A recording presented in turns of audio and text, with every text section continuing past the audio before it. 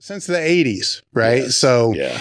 as it's interesting to me how things have shifted, over that period of time because of regulatory issues Sure. and so forth, where I think the way to kind of go over some of the history of this is to start there, because I can comment on like how I was getting things and what those things were. Mhm. And then here's when it stopped. Right. And now I know why it stopped, but back Right. then I didn't know why it stopped. Right.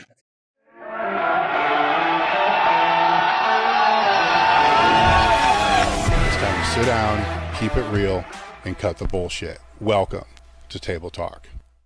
And it's also how you ended up specializing in what you're in. Right. Now, we should put out there that your background before being a lawyer was bodybuilding and training and competitively. Sure. Yeah. So I don't want people to think it's a lawyer that's got no background in bodybuilding. Your background in bodybuilding far extends. Yes. I would say almost everybody that's going to listen to this. So you started bodybuilding in high school, right? Or training in high school. Yep. And then through college, you fought the stereotype and doubled down on it. I did. Through that, which I cracked up when I heard that one, right? And because it's in law school, especially. Sure. Yeah. So how was that? So, I was a bodybuilder long before I was a law student or a lawyer, walking the walk, competing in NPC shows back in, I guess the very early 80s.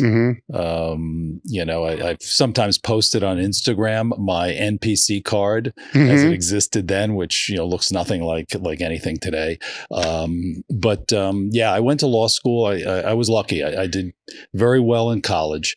Got very good grades. Did well on my LSATs, and then got a free ride. So I went to law school for free, which for me was an important thing because I was not a rich kid by any stretch of the imagination. I would have gotten crushed in loans.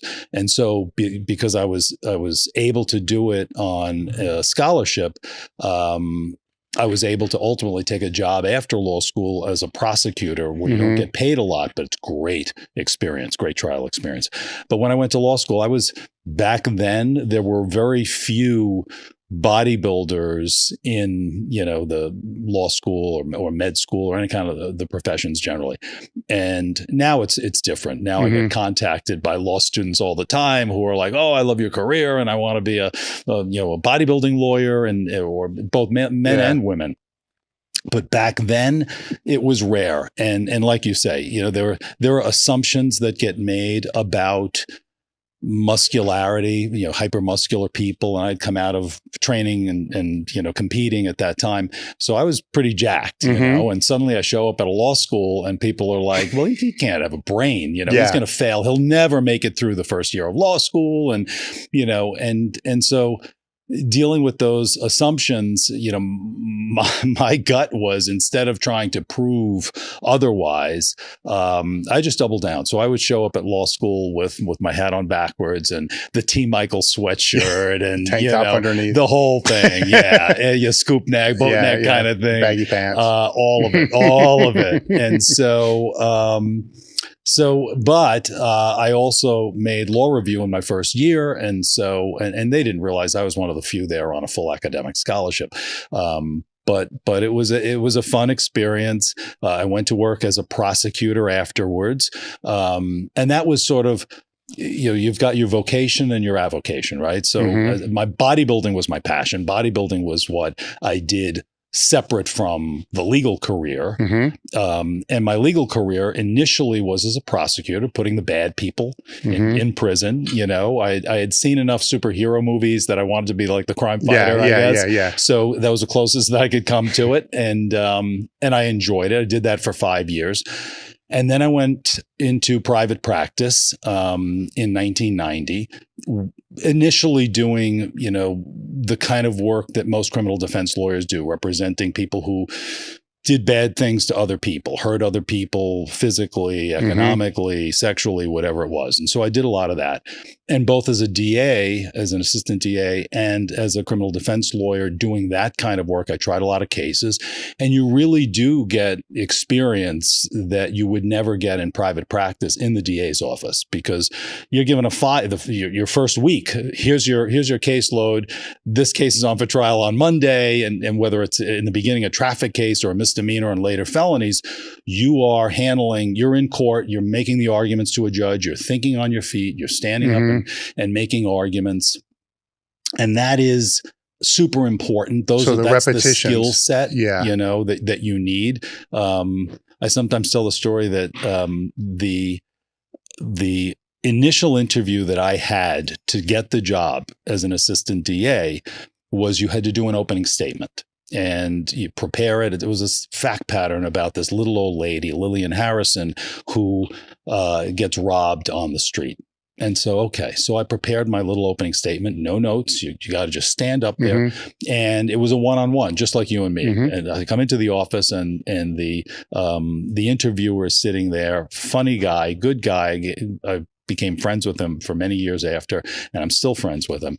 And he said, well, have you prepared your opening statement? I'm like, well, yes. Okay, go ahead. So I'm standing up there and I start telling the story. The time is 7 p.m. The place is Main Street and Vine.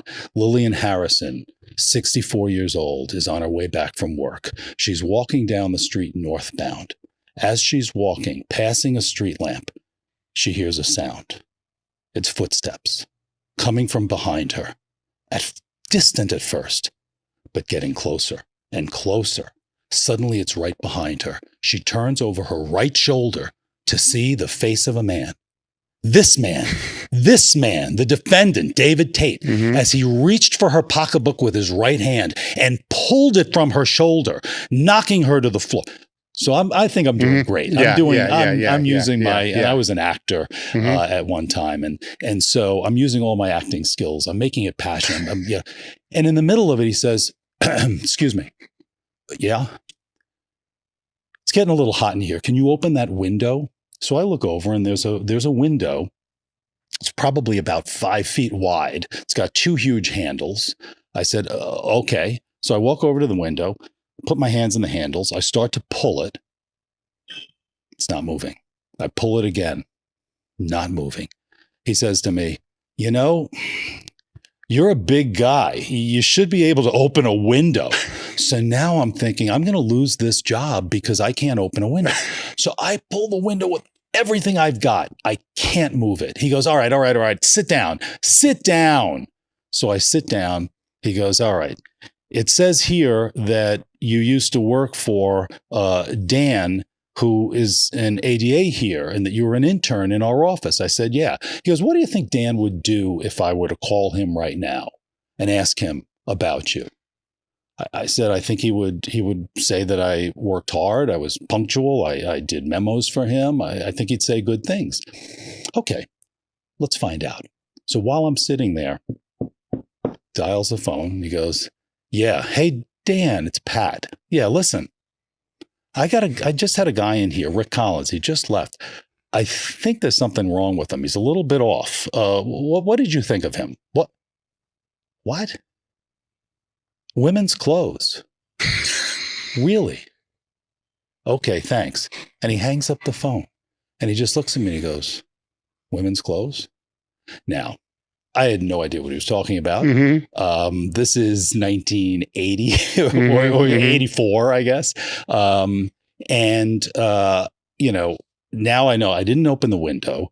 I'm probably losing this job at this point. And so I just go, yeah. He goes, when? I go, now. He starts laughing. He goes, I'm shipping you off to a panel. And I got the job. He wanted to see that I would roll with the vicissitudes of life. When you're in a courtroom, a judge can throw anything at you. Some of the arguments, the judge may not understand the law. The judge may yell at you for whatever reason. And if you're the kind of person who gets thrown in those situations, if you can't roll with it and think on your feet and come around it, if you get flustered and you're stammering, then, trial work is not for you. If you can roll with the punches, and I did, and he liked that. Yeah. He saw that I was doing a good job with the opening statement. And so he didn't want to hear any more of that. He now wanted, and then of course I found out that window had been painted shut in 1941. No one had ever opened that window. No one will ever open that window. What did he wanted to kind of fluster me? He wanted to put me, he wanted to put the test. And that was a great test. And so you learn how to think on your feet, how to roll with the punches, both as a criminal defense lawyer and as a prosecutor. And when I went into practice in 1990, talk about timing. Timing's everything, Dave. So in 1990, I did in the very beginning, I did a lot of cases involving things other than performance drugs, and only because that's the way you start your practice. But 1990 was the year that Congress criminalized anabolic steroids. Yeah. And that was the year that I hung out my shingle. Yeah. See, that was the difference between where I would get things before was pure pharmaceutical from probably stolen from a pharmacy, diverted from a pharmaceutical company, 100%. And then that abruptly stopped. So then it came from Mexico, right? So Congress in the late 80s started to realize that athletes were abusing anabolic steroids and using them in sports that, not bodybuilding, but, Olympic sports and even down to high school sports. So Congress started getting worried about that. And they held a bunch of hearings in the late 1980s. And the catalyst for really when things got, a lot of attention by Congress was the 1988 Seoul Olympics, where Ben Johnson, the Canadian sprinter, ran the 100 meters, set a world record, got the gold, beat Carl Lewis, the American sprinter, and then tested positive for Winstrol. And the sports world went nuts. What's going to happen to sports? Is this the end of natural abilities? Is this going to become a chemistry contest? And so Congress got very involved in trying to figure out what to do about that. They held a bunch of hearings. Interestingly, and not many people remember this, but the FDA, the DEA, the American Medical Association, and the National Institute on Drug Abuse sent witnesses to testify at those hearings before Congress to say, no, do not schedule anabolic steroids. They don't belong in the same law with heroin, cocaine, methamphetamine, opiates, all of that stuff. Congress decided not to listen to them because they really wanted to do something to send a message about cheating in sports.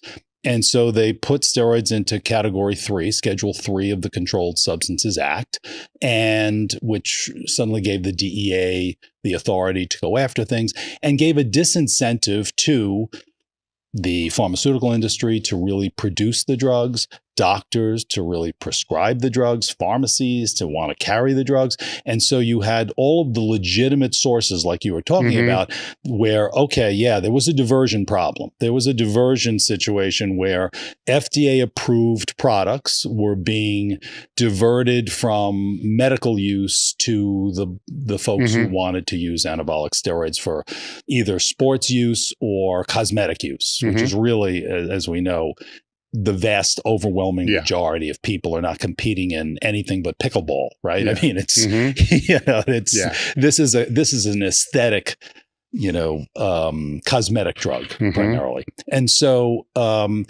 suddenly you had a disinterest in making and prescribing and being involved with the legitimate chemicals, the legitimate FDA-approved drugs. And what happens? We learned in Prohibition, right?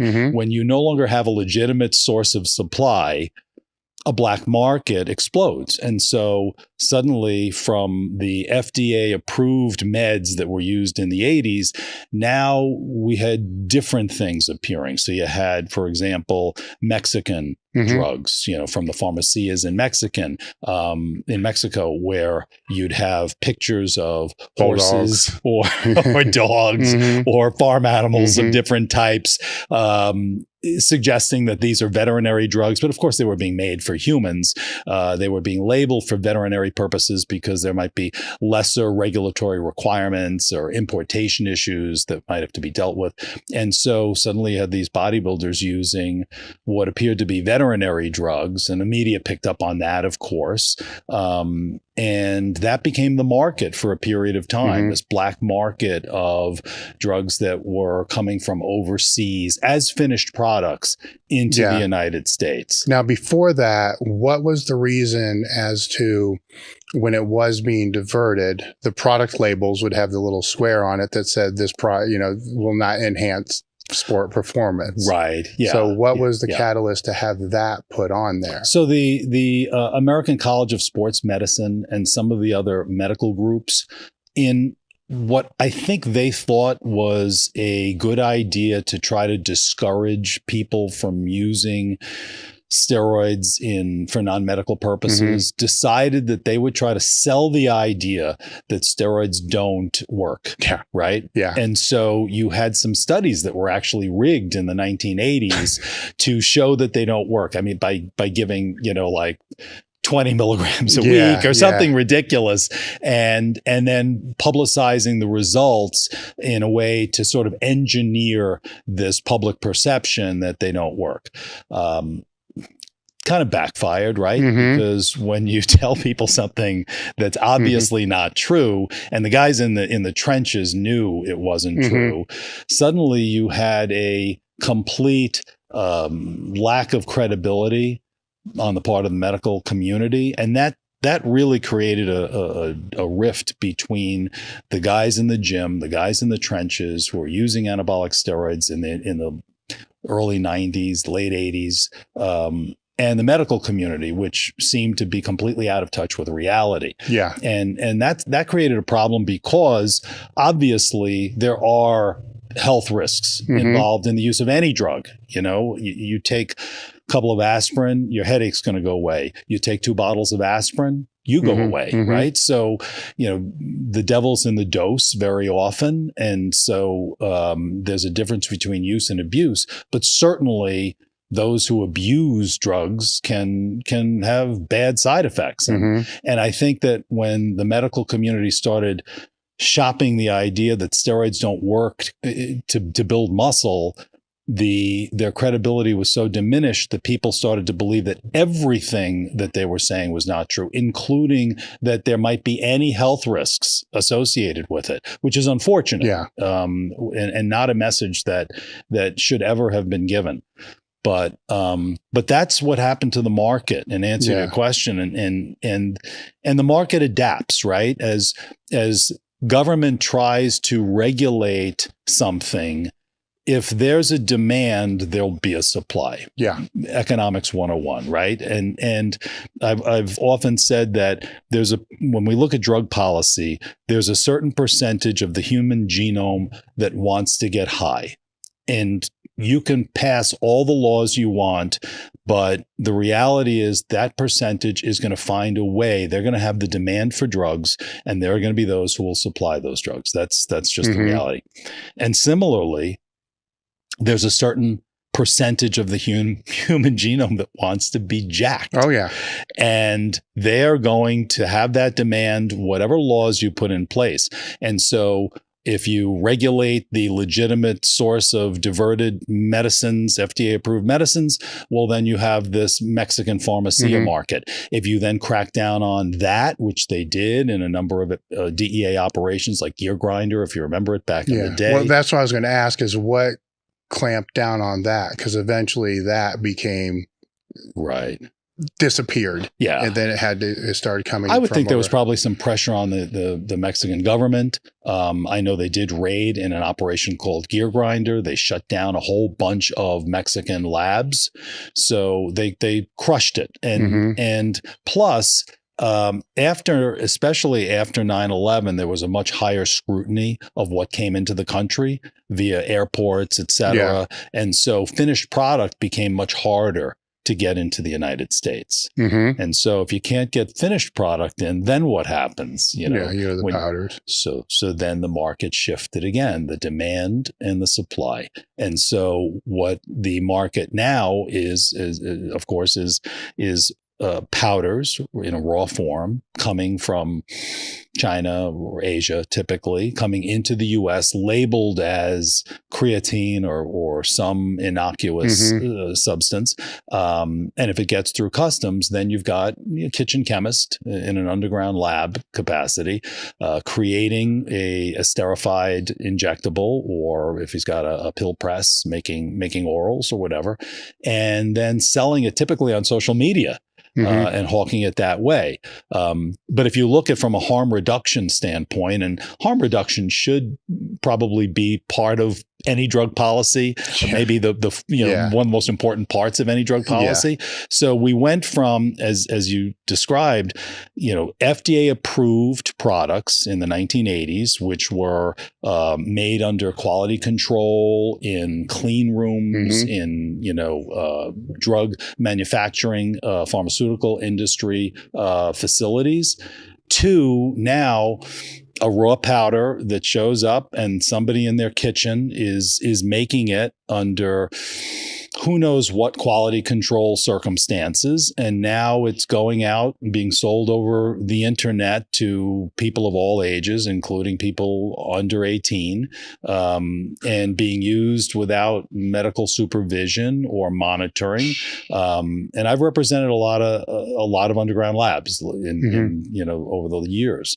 And some of the guys are unbelievably fastidious and meticulous about the quality control of their products, but some are not. Yeah, and some, when you look at the DEA video of the crime scene of where it was being made, and you see where the cat was walking over, things that people are injecting into their bodies, and some maybe the dosages may or may not be what they purport to be.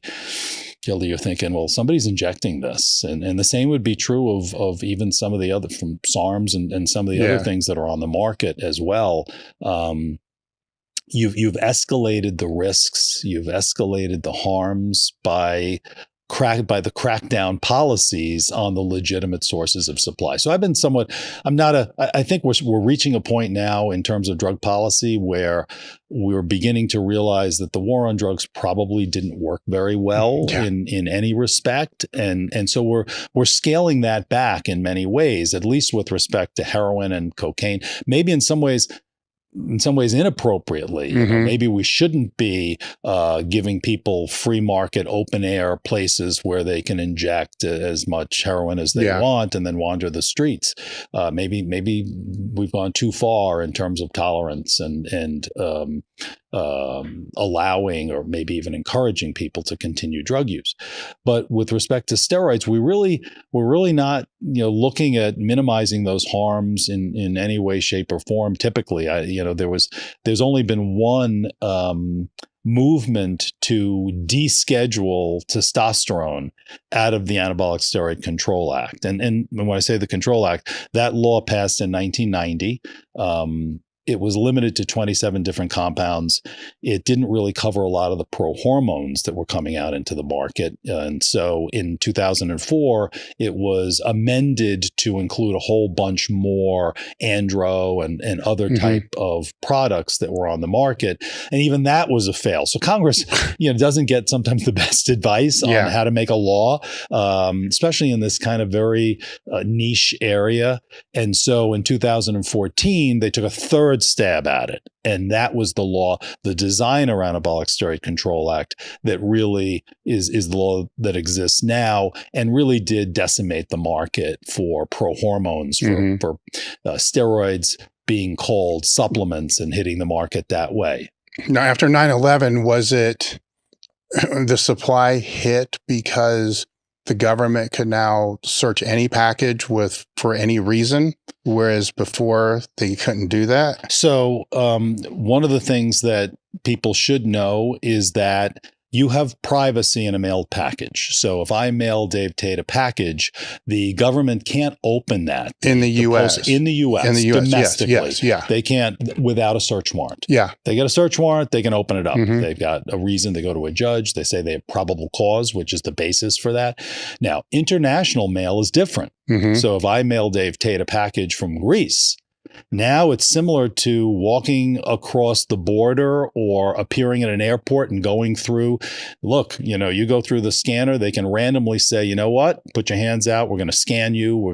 So there's very little protection at international borders. And so that is the same logic that allows them to search a package, an international package, without a warrant. So I think that was the law prior to 9/11. But I think 9/11 just made it so much more important to the government to really think about what's coming into the country. And so you have scanners that are checking. So they see a bunch of vials in a package coming from Thailand or Greece, and they're not stupid. Yeah. So they kind of know what it is. Some of them get through because but some of them don't. And if they don't, well, then the government has a menu of choices of what to do about that, right? So I've now, let's say I'm working in an airport and I've now got a package with 100 10cc vials of what appear to be anabolic steroids. So maybe I call up the FDA or the DEA and I say, you got to take a look at this. And maybe they test it and they find out, yeah, these are, it's testosterone cypionate. So now what do we do?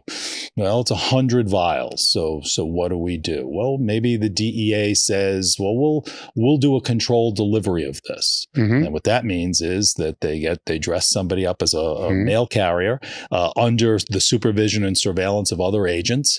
And they knock on the door and the guy comes and they say, here's your package. And once he takes it into the house, well, that triggers the execution of a search warrant.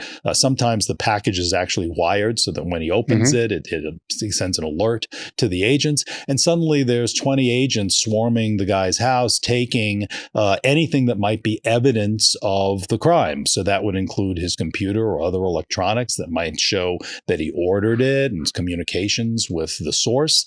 I've seen them seize bodybuilding magazines, as part of the evidence to show that he's not just he just didn't happen to receive a prank package, that he's a person who is more likely to have been intending to receive it. Yeah. And so that's one way, but they don't always do that. Sometimes they send out a seizure letter, which is simply a letter saying, hey, we've got your steroids and we don't think you should have them, but if you've got a good reason for it, let us know.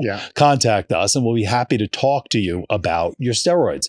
And it'll say, typically, if we don't hear from you in a set period of time, we're going to destroy it. And most people just ignore that. And so, but they get put into a database so that their address and their name and other indications of who they are in the customs database. And so if it flags that more packages are showing up, at some point, maybe they'll go to that other route. Yeah, I've known people that have had both happen.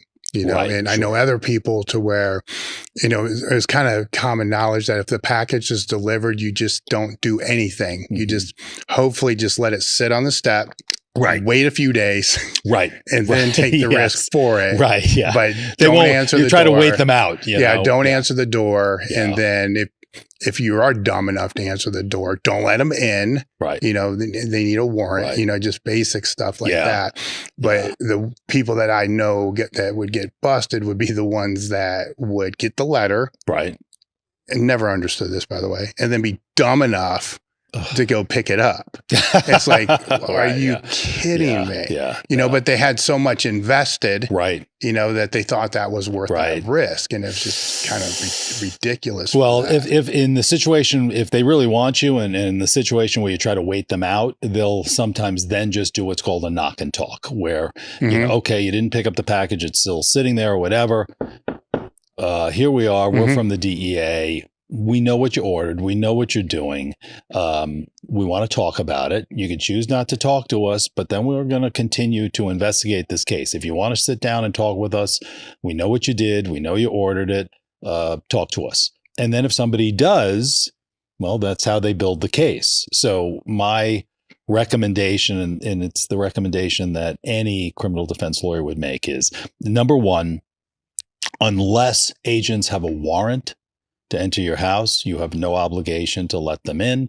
And it's always okay to just say, do you have a warrant? No? Okay. I'm going to call my lawyer. He'll talk to, he'll talk to you. But he's told me that without a warrant, you can't come in. Okay. So I don't consent to you coming in. And the same would be true. I've had situations, and we could talk about some examples of cases I've had, at some point, but if the police stop you and they say, where are you going, Mr. Tate? And you mind if we take a look in your trunk? You have every right to say, I have nothing problematic, but I don't consent. I choose not to consent. That's the advice of my lawyer. And then they'd have to get a warrant to move forward. So you certainly don't have to consent to that. And secondly, you don't have to answer any questions. You don't have to, well, did you order a package? You don't have to answer that, yes or no. And answering it either way is problematic. So if they ask you questions saying, did you order steroids? Are you involved with steroids? Is this your package? And you say, no. Well, if that's not true, you're lying. And you're lying to federal agents in the capacity of their employment. What does that mean? That's what's called a 1001 violation. And that's what Martha Stewart went to jail for. You can't lie to federal agents. You have to tell them the truth. If you ask, you don't have to answer questions, but if you choose to answer the questions, they better be honest answers. So lying and denying a crime can get you in trouble just if it's not true, right? And saying, yes, I did order it, and yes, but it was my first time, whatever. Well, all of that is going to be written down, and all of that is going to be used. And I've seen people, by answering questions, walk themselves into a case against themselves that never would have existed because there wasn't sufficient evidence for probable cause until the person opened their mouth. And one of the most devastating pieces of evidence in a criminal case against somebody is their own words. If you make a confession, and the confession you may not even realize the significance of the confession. They may ask you questions which supplement other information they have that then gives them probable cause. So bottom line is, you have every right to say, I'm happy to speak with you, but I need to do it with my lawyer. And I have a lawyer. He's told me he'll handle these things. Give me your business card. Give me your phone number. He'll be more than happy. I'll be perfectly cooperative. And then let the lawyer handle it. I've had clients who, ask me for my card in advance just in case something would ever happen. And they've actually put it through the little screen, the opening in the screen of their door so as not to let them in, because obviously they'll say, listen, we're here. We want to talk. It's cold out here. Your neighbors are watching. Why don't you just let us come in and we can sit down inside? Of course, once you let them in, they're going to be scanning the room for anything that might give them probable cause to arrest you, right?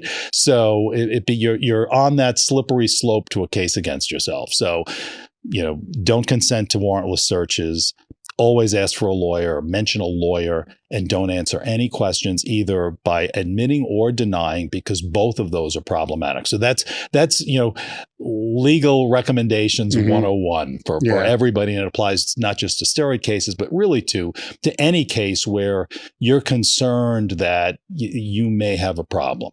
I can remember, probably going back 20 years now, where there would be knocks on doors without packages just because they were on some list and all they're really doing is trying to fish for who they got it from. Right. And that's kind of how you could always figure out who ratted who out. Yes. Because you could track that trail back. Right. But the trick was never get on the list in the first place. Sure. That was the first thing. Yeah. And then to not say anything, it's the same thing, but they're tricky. Sure. They can be really, really tricky. And I think that's where a lot of these guys would slip up. Yes. Is they say no. They would dig a hole for themselves. Right. And then end up on probation for 5 years for absolutely nothing. For something stupid. Because they never came in and got anything.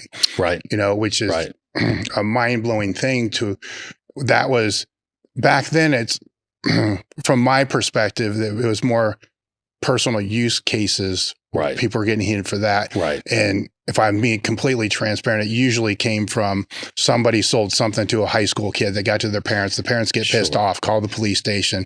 They have no choice at that point. Right. Even if they don't care, which they probably don't. Yeah. But they do then. Right. Right. Because that's the reality. Yeah, a parent just called. They can't ignore that. Yes. And then that leads once to it's in their face. I don't think, there was a time earlier in my handling of these cases where I did see more common personal use arrests. There was a time when that went on. And I've dealt with a lot of cases where, back in the day when finished products were coming in, somebody orders a tub of the Thai-Anabol, something like that back in the day, and there's 1,000 tabs in the tub, and suddenly it appears at an international airport. And back then they're looking at this like, wow, there's like 1,000 tabs of ecstasy. This is a serious case. We got a big time dealer. And so this guy who really was the minimum amount that he could have ordered from the Thai source. And suddenly this guy it's a purely personal use scenario. And that they're stocking up. They're pack rats, right? You want enough for a few cycles if you're going to get it. And then you get a better price that way too.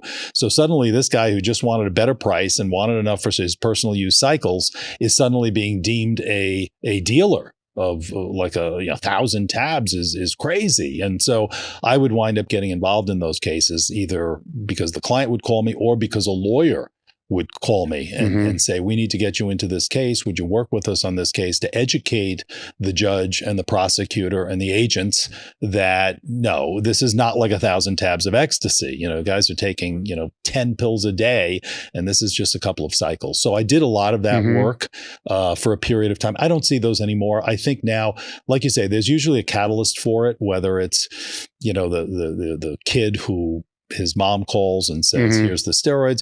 I've seen where the boyfriend is caught stepping out on the girlfriend, and the girlfriend calls the police and says, I've got his treasure trove of anabolics here, that rat bastard. This is what and suddenly they come and they're faced with all these steroids. I've seen even situations where the guy's coming back, for whatever reason he gets stopped for a traffic infraction and it's sitting on the seat, so if it's right there, yes. The agents there are occasional cases where they go after bigger steroid traffickers. It happens, but they're fewer and far between. I wind up probably getting most of those cases nationwide. And I was figuring the other day that I think I've practiced law or advocated in steroid or other cases in 41 different federal courthouses across the country. I've been from coast to coast, north to south, east to west.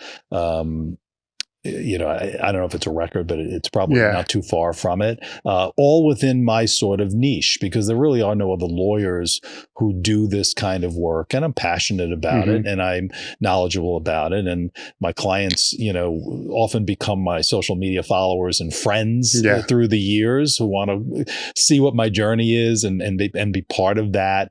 I'm probably one of the few criminal defense lawyers in the country who doesn't typically have to represent anybody who has economically, physically, or sexually harmed another human being. It's typically just people who are dealing gear or involved in some way. Obviously, I represent athletes in cases where they're accused of violating sports rules. I represent a lot of police officers and others if they get a steroid test or sometimes some police departments are doing steroid testing.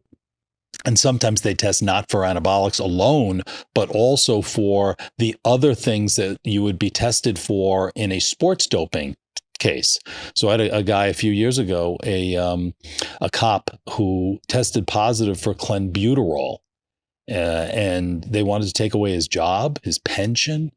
Yeah, his whole life was collapsing. This guy was on the job for like 13 years, a good cop. He wasn't, no instances of excessive force. He wasn't a big, maniac by any stretch of the imagination. He was just a nice guy.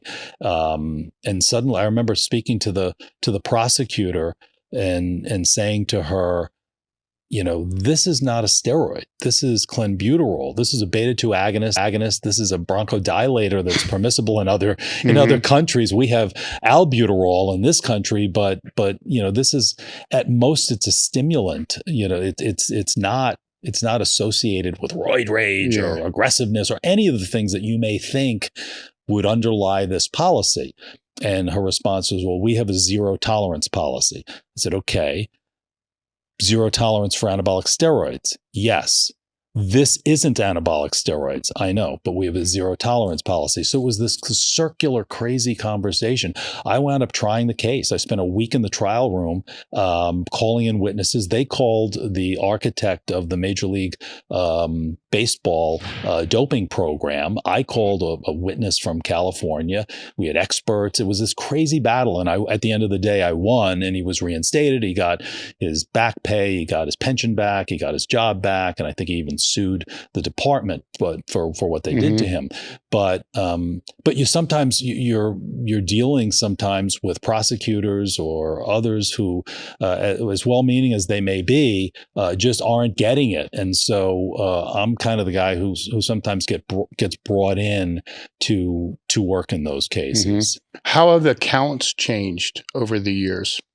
You talk about the 1,000 Thai D-ball. Right. So at one point in time, wasn't it 50 were one count? Yes. You remember that? You remember those days? Yeah. And now it's like, is it one count per? So the way that in just an overview, in federal cases, there's something called the U.S. Sentencing Guidelines, and they advise judges on how much prison time should be advisory toward a particular crime. And for steroid cases, like other drugs, it's the quantity of drugs that forms sort of the base offense level. There can be enhancements above and below for other factors and circumstances, but the base offense level is where you start. And so the more units of steroids, the more prison time you're looking at. So the unit is an important thing. So prior to 2006, a unit of steroids was defined as in terms of injectable liquids. It was basically a 10 cc vial was 1 unit. Yeah. And 50 tablets, so Thianabol, was 1 unit. Okay. So when you really do the math of 50 and the vials, you needed a lot of steroids to be looking at any substantial prison time, admittedly. And so the Guidelines Commission started to look at whether that needed to be increased, because DEA was saying, this is ridiculous. Nobody's going to prison for, a boatload of steroids and they're getting probation. And I was brought in as the consultant and expert by the National Association of Criminal Defense Lawyers to help educate the commission on some of these issues. So I went to Washington and they were trying to actually remove the cap, right? At the time, the cap was 40,000 units, and whether it was 41,000 units or 4 million units, it was capped out at a level 20. They wanted to remove that cap, which would have meant if you had 80,000, you'd be way, way higher. I advocated not to, for a whole lot of reasons, including Steroids are used by pack rats, and so the quantities that they use aren't the same. You can't treat it like different Schedule III drugs because, it's different if you're using it for psychoactive purposes and you're using it for physical purposes. And steroids are the only drug in the entire Controlled Substances Act that are not typically taken for a psychoactive effect. You're not looking to get high. You're not looking to stimulate yourself, depress yourself, have hallucinations. Yeah. You're looking to get jacked. You're looking to build some muscle and maybe get a six pack for, the summer and, on the beach. So, as a practical matter, you can't treat it the same. And I was able to keep that, they listened and did not increase the cap with respect to steroid charges. But they did change the computation because their position was that nobody could ever go to prison under the old law and under the old, model. And so what they did was they made it 0.5. So a half of a milliliter became a unit. So that 10 cc vial was now 20 units. So big difference, right? A 20-fold increase in the calculation of the dose of the unit. And instead of the 50 tablets, it's one tablet. So you had a 50-fold change. So if you do the math in a higher level of quantity, there was a profound difference. So then anybody's at a 20 count. So pretty much any trafficker, so and they actually included the powder potential because they were made aware that obviously some of this. So it's 25 milligrams typically was sort of the guide for powder. So if you do that math, if you've got basically 1.5 kilos of powder, sip, whatever, that would be the max. That would max you out at the level 20 in the guidelines. So whether you have 1.5 kilos or 500 kilos, you're at level 20. So now, will a judge take the 500 kilos into account in sentencing you as maybe a way of treating you above the guidelines? Sure. And there are arguments, and that's what, there are arguments in sentencing between the defense counsel and the prosecutor that can be very substantial. I've done here essentially steroid sentencing hearings where you're even calling witnesses to determine how the guidelines should be applied to a particular case. So even in a situation where somebody's convicted after trial or they take a plea, you can still wind up in heavy litigation as to what is the appropriate sentence. And a sentence should be sufficient, but not greater than necessary for the interest of justice. And that's one of the arguments that I make. What is a sufficiently, what's a sufficient sentence for this case? Do we have to really punish them? And I've been very successful in getting non-guideline sentences below whatever the applicable guideline is. So let's say the guideline for a level 20, you go up and down with different enhancements, but maybe you're at around, let's say you're at 3 years, somewhere around 30 to 37 months or something like that. My argument is to try to get less than that, to try to maybe get some sort of home detention or something along those lines. And I've been able to do that even on those kind of guideline cases. I've got my bag of tricks that I apply and, all the machinations and magic that I try to do in these cases. It's funny, I've had cases all over the country. And sometimes it's unexpected the way cases can go when you deal with some of these guideline issues. So I had a case in Dallas a few years ago, and I was called in. There were 2 local Dallas lawyers who were already on the case, and it was a combination case really, because it was a guy who ran health food stores and he was selling pro-hormones, which, at that time, were arguably not under the definition of an anabolic steroid. At least that was certainly my argument. I think I was right. And he was also dealing some steroids as well, but in much smaller quantities from sort of under the counter kind of thing. Yeah, okay. Yeah. So the prosecutor was putting all of that together for the purposes of the guideline calculation in units, which was very high. my argument was you're wildly overestimating what the applicable guideline is, because all of these other things are not within the drug definition of an anabolic steroid. So that was my argument. So the prosecutor was a very smart guy, and he was looking for 8 years for this guy, 8 years, and the local 2 Dallas guys were looking for a 3-year sentence. But none of them really understood any of this. They were, they were not well informed. And so I was brought in first as sort of the outside consultant guy. And then when I started to realize, and the client realized that I had maybe a better grasp on things, suddenly I was like the lead guy in the case. And so it was kind of me against the prosecutor. And the prosecutor, interestingly, was a DC guy and smart guy. Didn't really jibe well with the local Dallas guys, had a different vibe to him. And I'm a New York East Coast guy. We actually kind of hit it off. And so I enjoyed the chess match with him. We sparred back and forth, and he kept trying to come up with ways that the client would go to prison. Yeah. And I kept trying to come up with ways where he wouldn't go to prison. And so we went back and forth. And I remember one time he called me on the phone and he came up with this theory by which prison would be applicable and appropriate. And I said to him, you know what? I've been doing this a long time. And that is the most creative and brilliant argument that I have ever heard from a prosecutor in a steroid case. I am so unbelievably impressed. I mean this sincerely. You're wrong. You're wrong. But it's brilliant. Well, why am I wrong? Well, you're wrong because, and I stated, so ultimately we wound up calling like the U.S. Sentencing Hotline Commission in Washington and presenting this, getting an advisory ruling on how the guidelines applied. And ultimately I was told, you're right. And he said to me, what are you looking for in this? I said, I'm looking for probation. He said, done.